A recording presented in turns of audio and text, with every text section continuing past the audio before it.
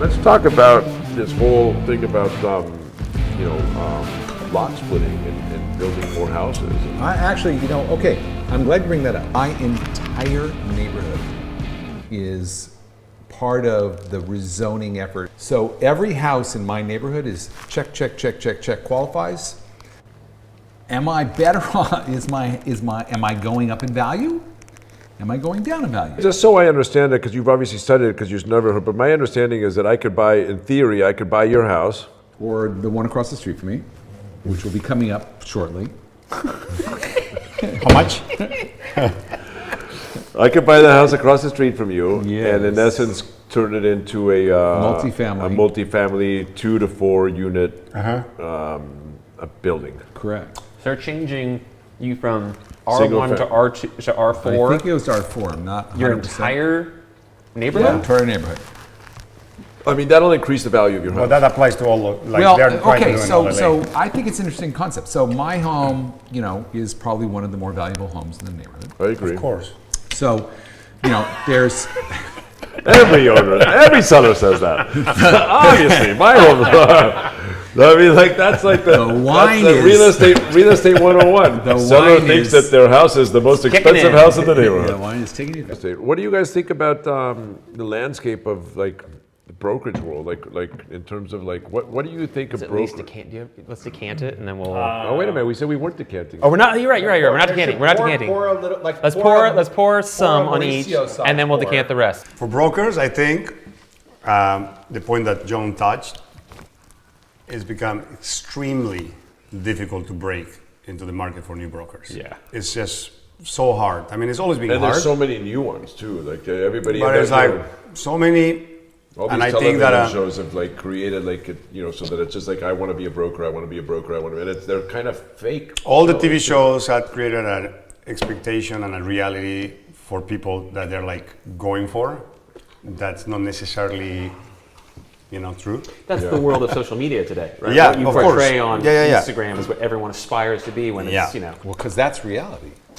Perception is reality. reality. I think we live in a time where so many people living in complete different realities. And I'm experiencing this with the whole Ukraine-Russia thing. What some people are watching in Russia and we are watching in Ukraine and we're watching here and this is a perfect example of we have no idea what's going on. It's nobody's fault. It's just complete different realities. They wake up in the morning and they live that reality that is not necessarily this reality and this and this. And I think that's a big challenge that we're going to have.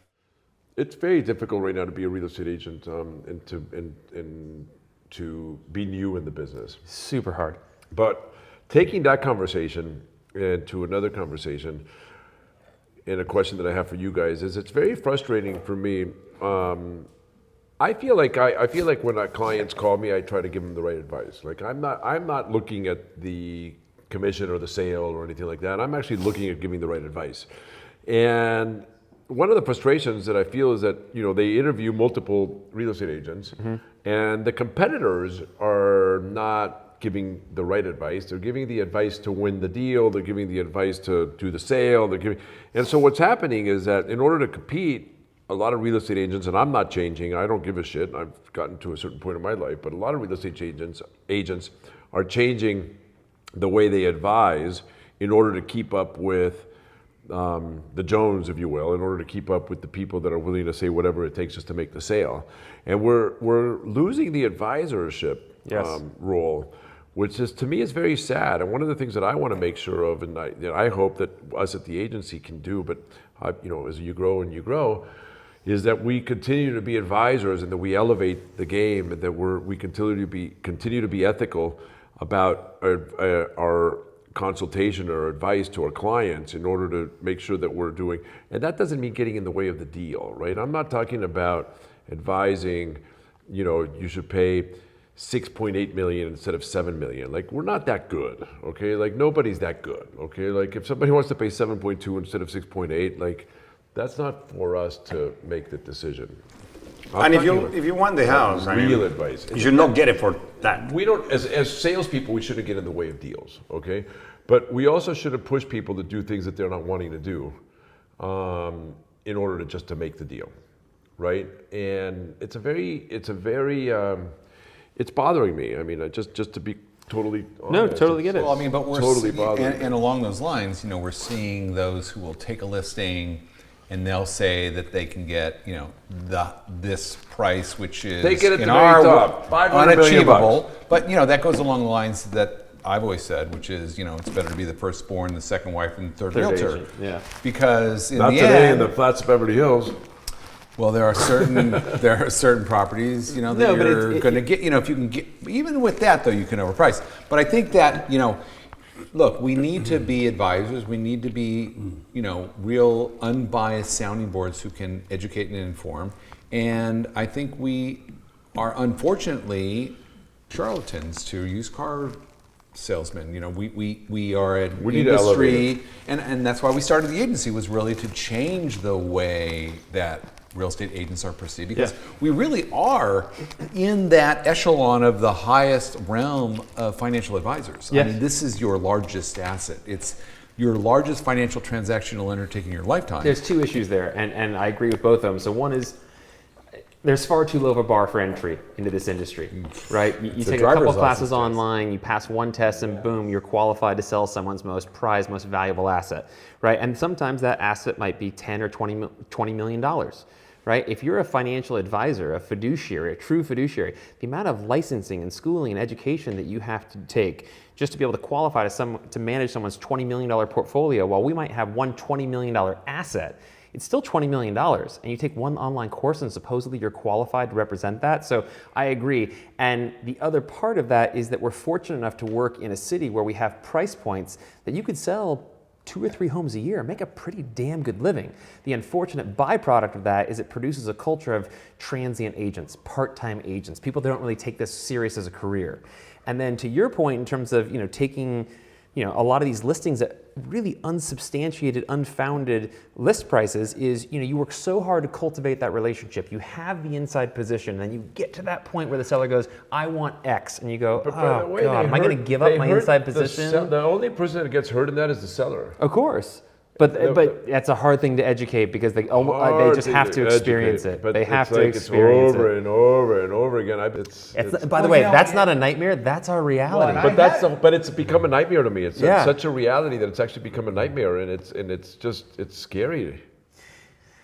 But again, to give up that inside position, right, which you've worked so hard to gain, to say, I'm going to take a back seat and hope that I become agent number 2 or 3, which is usually the one that sells it. We all know that, right? Especially in the higher end arena. But it's hard to give up that inside position. But I think it's an unpredictable and very dynamic market at the moment, and it's hard to know, is that going to catch on? And look, all you can do is be as analytical and as informative and advisory as you can. I mean, I had a bad beat with the house in Montecito where I had, we had a $29 million listing. I kept saying was overpriced. We brought this is a heartbreaker. $21 million offer, That's a heartbreaker. and he was offended and wouldn't counter. And then, now we look back months later, and he accepted a $21 million offer From Ellen DeGeneres. From Ellen DeGeneres. I mean, let's just, Yeah, but I don't know if we can he's say that, a but let's dick. just say that. But I mean, seriously, not only did you bring him that offer that he would have made more on at that time, because he would have saved the carrying Value costs money. associated with it, Yeah. right? Because time is money. It's Ellen DeGeneres at the same time. That's a big marquee sale that attracts a lot of attention. And But that happens all the time. Of course it does. All the time. And to be honest, I got timing over is- that long time ago. You want to list it with someone else? Okay, bye. See you later. Timing is part of it. Okay, just real quick, I just tried the new one. It's amazing. Oh, for fuck's sake. It's delicious. Perfect. It's delicious. No, it's Perfect. Look, I'm just going to tell you something right now, that a bottle of wine tastes way better when you serve it from the bottle itself than from the decanter. my God. Are you serious right now? 100%. It's an entirely different experience. The experience of serving a bottle that you get to look at the label, and you actually get to still get to do that. You actually get to serve That's it, why and by the way, you're talking about patience. Serve it, and I personally here's the way I like to drink wine. I like to serve from the bottle, talking about oxygen. Okay, and by the way, and I like to serve a very small bottle, a very small glass. I like to serve a very small glass. He doesn't Like eat this. shots. He likes shot glasses. Just above that, maybe like that. Okay. Okay. And that's creating oxygen. Okay. And And by allowing it to sit in my glass for a little while, okay, and allowing it to breathe in my glass smallly as the oxygen goes into here, it tastes way better than by decanting. This is again, this is not a matter of opinion. This is science and fact. And any critic will always say, make sure to decant for 2 hours, The critics 4 hours, don't 6 know hours. everything. Yeah. It's not like Science and religion are losing Okay. their- You know what? Let's take science actually- and critics out of it. I- If you just experience a bottle that you pop and pour, Part which of is the going to be experience is to serve the bottle. the bottle is just a part of the wine drinking experience, which is why when you go to a restaurant and you decant the bottle of wine, they leave the bottle, right? Because there's something about having the bottle there. You want to see the label, you want to remember what you're drinking. Bro, I've drank a lot of wine. I'm older than you have. I've drank more than wine than you have. I've drank a lot of bottles of wine. And I'm just telling you, and I've drank them decanted and I've drank them uncanted. And I prefer to drink them uncanted. Like, I don't know what to think tell that you. Like, uncanted is a fucking word. well, it is now. Like, It is once you've had a full glass. There's no question that a wine with more oxygen is going to be that much more expressive, that much more softer, more approachable. Like that's just, again, that's a fact. You know, sometimes expressives are like mean. Like they get angry with me. Like I'd rather have it be unexpressive. Like just be nice. Like I don't need you to be expressive. Okay, well, This is the you know way what? he is. Hold on a second. What did we just open? We opened the Dr. Crane? Yeah, let's see. Let's find out. Okay. Wait, I just got an IV, so I'm I'm super not telling hydrated. you need to fucking that what you serve did? it after Yeah. 4 seconds. Like open it up, let us drink this, and serve it in 10 minutes. There's no difference between 4 seconds and 10 minutes. 10 minutes and 2 hours, there's a difference. 10 minutes of difference. But don't decant it. Just take the cork out. Now you want to get scientific. Because now you want to there's get this literal. much- Now you want to get literal. Okay. There's this much surface area. Just This is so much brighter, in my opinion. And again, different wine, different vintage. It's a different vintage. It's not different the vintage, same. different vineyard. But it doesn't have the softness or the roundness that it would if you decanted it. I understand that, but if you whatever. That was it?